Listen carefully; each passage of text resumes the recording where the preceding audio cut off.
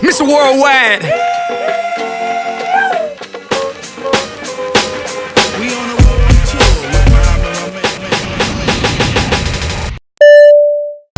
Finally, yes. my man Morris. Yes. So this is a long time coming. Yes. And I've always been saying ever since we hooked up online that, it's always good to meet a brethren, like originally from Jamaica. Right. Yeah. And finally joined us on our podcast. Morris Sinclair, tell us. Okay. And yeah, nice to meet you finally as well. Likewise. So I'm from Jamaica originally. I live in Ghana right now, and I run a platform. I'm a global savings ambassador, GSA. GSA.travel. Anything global, we love that. Yes. Of course. I didn't say your name, so don't sue me. But I live in Ghana. Basically, this is a black-owned business, a black-owned company. As you probably know, most people book their travel online. Right. Yeah. But we're able to offer savings up to 70% off on hotels worldwide.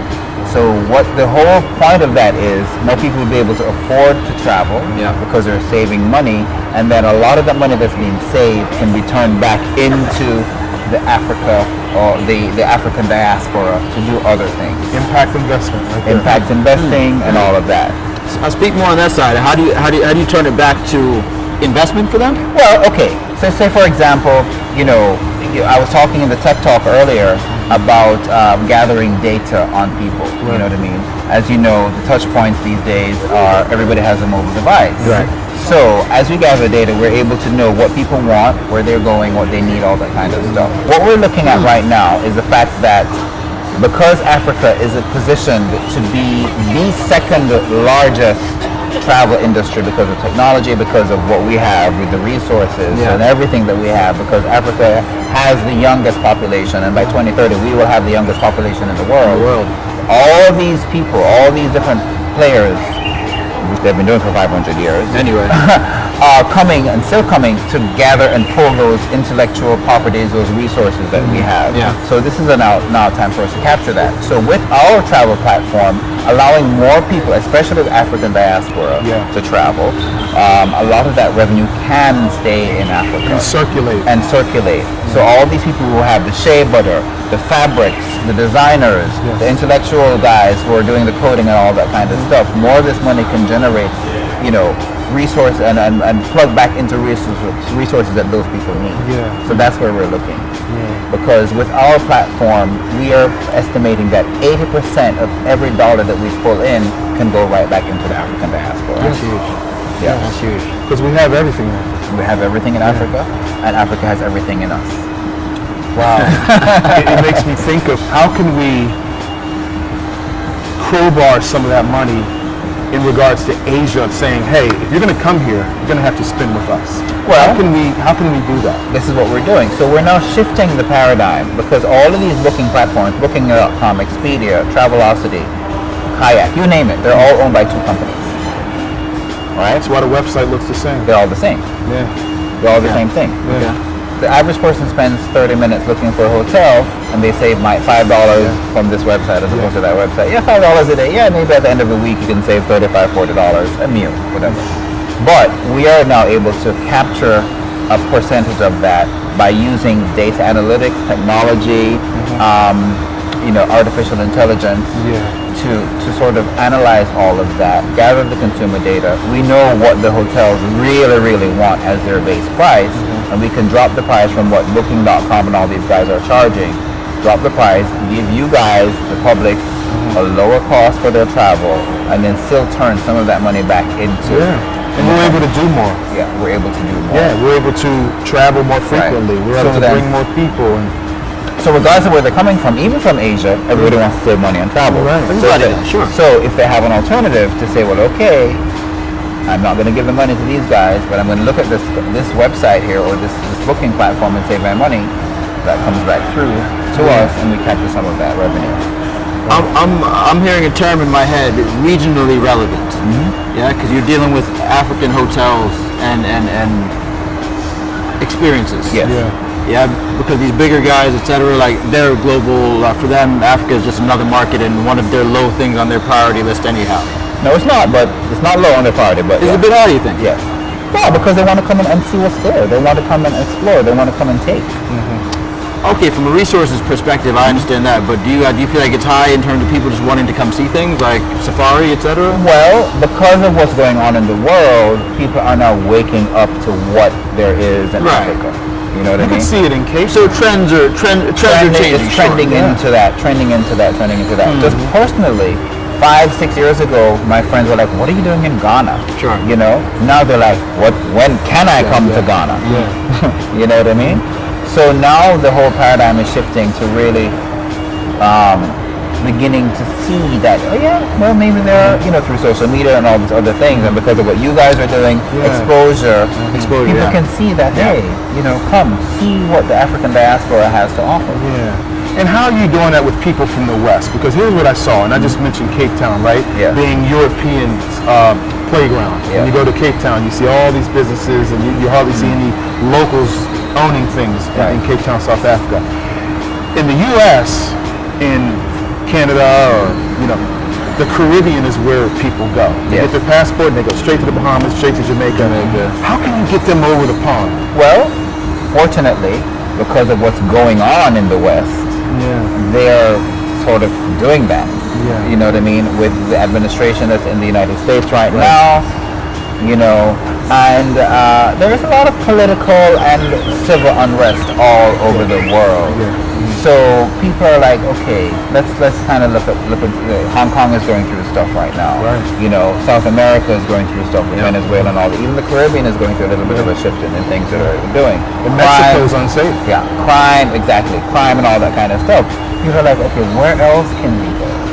And because, especially within the African diaspora, we need to find our culture, we need to find our roots, we need to go back to center. You can't get where you're going if you do what? Forget where you're coming from.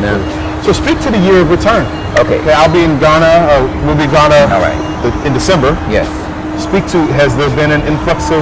There has been an reason. influx. There's a huge Now, here is my personal opinion on quote-unquote the year of return, right? Unfortunately, this was not marketed and planned efficiently enough to accommodate the infrastructure, for the infrastructure to accommodate the influx of people.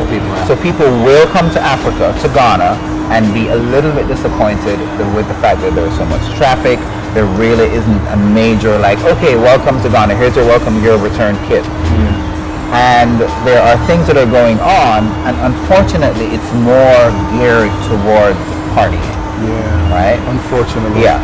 However, we can learn from our mistakes. We learn from that, and we move on from there. Your return ends on the 31st of December, but that doesn't mean that, there's still time to continue. There's a international decade for people of African descent, which most black people don't know about. No. That was something that the UN put out in 2015, I believe it was. Okay. So that's 10 years. The international decade of people of African descent. So we still have a few more years for that to happen.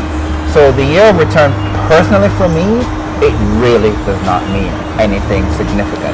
Nor, unfortunately, does it mean anything to the people in Ghana. Yeah, it's a vital time, and if we're not doing anything that towards economic empowerment, right? If we're coming over to party, and who is this party money going to? Exactly. People are throwing the party. Exactly. So, yeah, we learn, but we just have to really use this as a tool, as a trend, as a way for us to build for the future. It's just all a learning experience.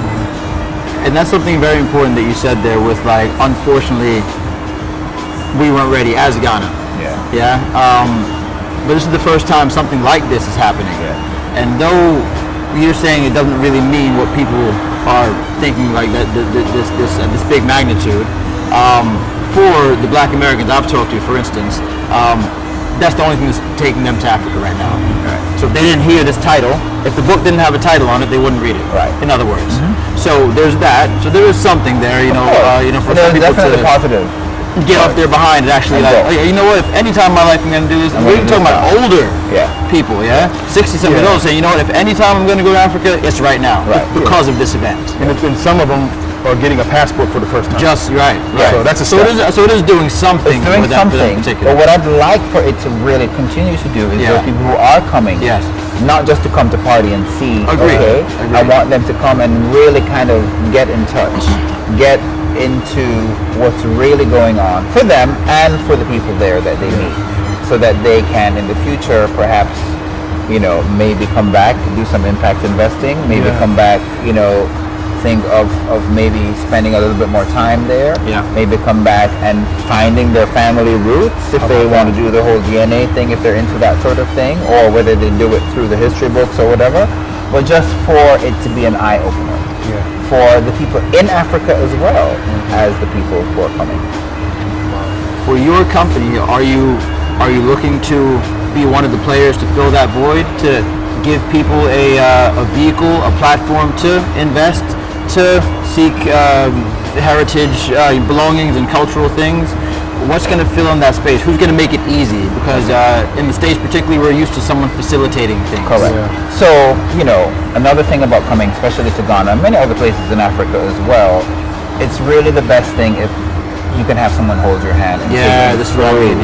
So certainly we'll be offering curated experiences for people, you know, ranging from basic grassroots to high-end luxury, or a combination or whatever they want. That's what the whole curated experience is.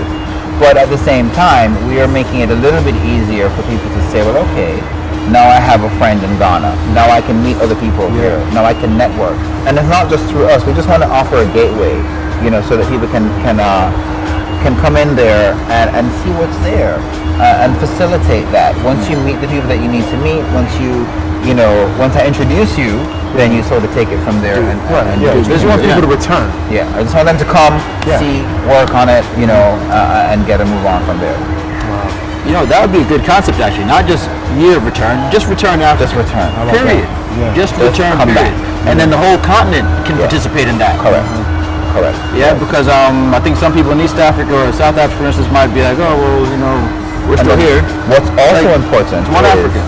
not just for the return, but for people within Africa to travel to each other's countries. Intercontinental travel. Yes, Correct. absolutely. And that's really, really difficult right now because of the airlines or lack thereof, the airline structure.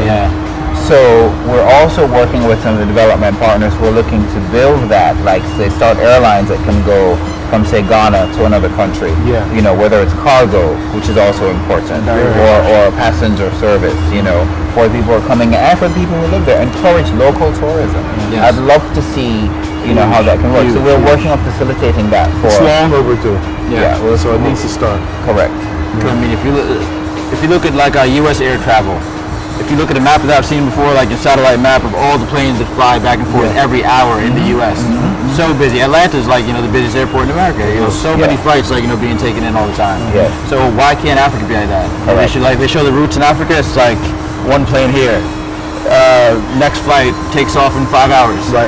Or you have to tomorrow from Ghana, fly into Europe, and then fly back into Africa.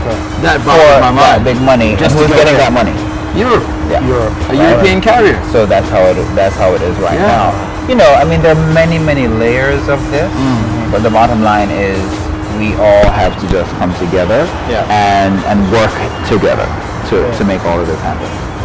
Yep. Tell us about this here. Okay. I'm looking at this. That's a beautiful piece. This is a Ghana piece, if we should say. Well, statement piece. All right. So these are closer in a bit. Okay. So these are trade beads from Ghana, and these were used back in the day for currency. Okay. To trade for goods, a barter system. Right. These are made from glass, and some of them are also painted. Okay. So they mean different things, different levels of value. This is a very, very old one, and these are some of the newer ones. And these are made by women. These are made by women in certain communities that would take pieces of glass and other materials, paint them, and use them for trade. And that's how they did their system of currency in Ghana. Give us some years. You know, this happened around 300, 400, 500 years ago, and prior to that as well. So a little bit. I mean, this is not 500 years old. But you know, the significance of that was alive and well at that time. Correct. Wow. And it's still, in some cases, they use them today in very, very small pockets. Because like in Ghana, like they still have a very respected tribal councils and tribal elders. I always see guys sat on the stool Yeah, that's like the seat of power, so to speak, right? Yeah, I mean, Ghana has many different tribal systems there. The different tribes that do things with each other. The different regions of Ghana, of course, all over Africa. Sure. The different languages. There are 150 languages just in Ghana alone. 150. Yeah. Wow. So can you imagine the rest of Africa? Yeah. Right. I think I heard well over 3,000. Oh. I like the word plethora. It's a plethora of languages. Cultures, language, everything. Yes, but it's all somehow intertwined and combined, and we'd like to do that again. Yeah. So right now they're working on what this is called Africa Continental Free Trade Area. Free trade area, yeah. Right. So we're very excited about that. That's one thing. They're looking to unify the currency of West Africa and ECOWAS. Yeah, the ECOWAS currency. And there are many other things that are moving in that direction. So we'll get there. I mean, we're in Dubai. We would love to see, places in Africa have this sort of development at some point in time. Yeah. And at the same time, we'd love to see places that they are now back to how they were back in the day. Pristine, beautiful, clean. Yeah. Because, look, even though most of the pictures you see about Dubai, where we are, is the shiny buildings and the tallest towers and the biggest island and all these things, there is the heritage part of it as well in old Dubai that you can see. Actually, I think our hotels in that area. Yes.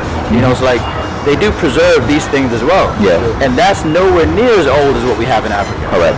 Yeah. So these guys only started to settle down in like the 30s, 40s, 50s. Yeah.